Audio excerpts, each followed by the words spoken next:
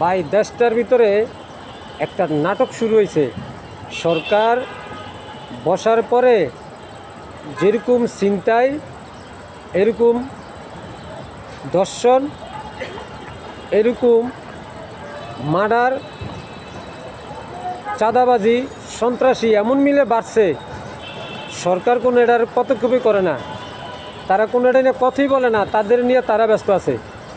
দেশে যে কি হয়ে যাইতেছে জনগণের, আর যারা নিরীহ লোক তাদের যে কী ক্ষতি হইতেছে। এই যে আপনি দেখেন কাপাসিয়া তার পুরা ফ্যামিলিকে জবাই কইরা,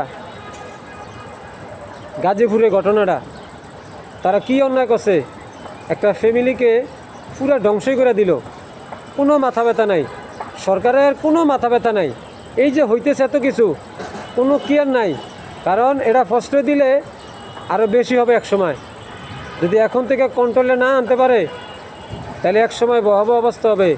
জনগণের যে কী কষ্ট হবে চলতে, একমাত্র আল্লাহই ভালো জানে। এই যে কাপাসিয়া গাজীপুরের তার পুরা ফ্যামিলিটাকে জবাই করে একটা মহিলাকে গিরির লগে বাইন্দা, ঘরের গিরির সাথে বাইন্দা লটকিয়া জবাই করে মাইরা রাখছে, বাচ্চাটিরে মাইরা শোয়া রাখছে ফ্লোরে। কি অন্যায় করছে! এই যে ঘটনাগুলি ঘটতেছে, এত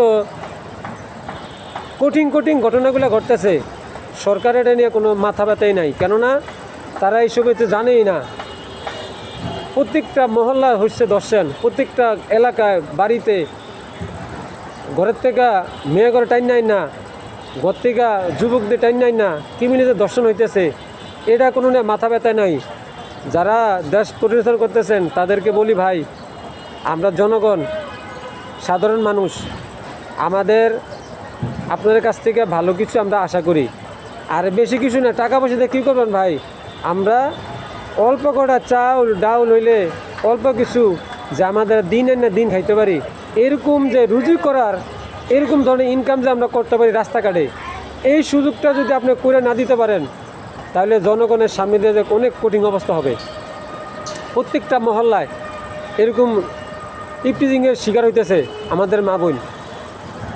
প্রত্যেকটা এলাকার ভিতরে বিভিন্ন গ্রাম অঞ্চল, আপনি দেখেন গ্রাম অঞ্চল বউ শাশুড়ি শুয়ে রয়েছে, 2 দিন ধরে নিখোঁজ, তাদেরকে পায় না।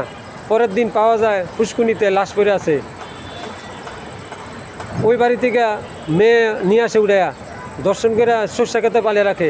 কেন হইতেছে ভাই? এটা নিয়ে কোনো ধরনের মাথা ব্যথা নাই, এটা নিয়ে কারো চিন্তা নাই, এটা নিয়ে কারো কোনো কৈফত নাই। কেন? উনি তো গরিব মানুষ, যার হারায়, যার ঘরের একটা লোক হারায়, সে বুঝে যে কত যন্ত্রণা, কিন্তু তার বিরুদ্ধে তার কথা যে কেউ বলবো ওরকম লোক নাই। কেননা তার পয়সা নাই, গরিব মানুষ, কার কাছে যাইব? কেউ তার বিচারটা করবো না। বাংলাদেশে বর্তমানে পরিচালনা করতেছে আমাদের বর্তমানে চেয়ারম্যান সাহেব তারেক রহমান সাহেব। তাদেরকে আমি আহ্বান জানাই, ইনি যেন এই দৃষ্টিটা ভালো মতন খুঁটিয়ে দেখেন, এগুলার যেন যারা যারা করছে তাদেরকে আইনে আওতা আনেন। এখনও সময় আছে। দেশের যে ভাবটা ছিল, এই ভাবটা নষ্ট করে নিতেছে কিছু কিছু অমানুষেরা। এগুলা থেকে অবশ্যই আপনার মাথা রেখা, ঠান্ডা মাথা এগুলি চিন্তা করে এগুলি দূর করতে হবে। যদি না করেন জনগণেরও কষ্ট হবে, সরকারেরও কষ্ট হবে। কারণ একটা লোকের যদি আমি প্রশ্রয় দেই, যদি অন্যায় করছে প্রশ্রয় দেই, তাহলে কী করবে? মাথা উঠে দেব। এটা নিয়ে পদক্ষেপ নেন। এটা যারা অন্যায় করবে তাদেরকে অবশ্যই শাস্তির আওতা আনেন।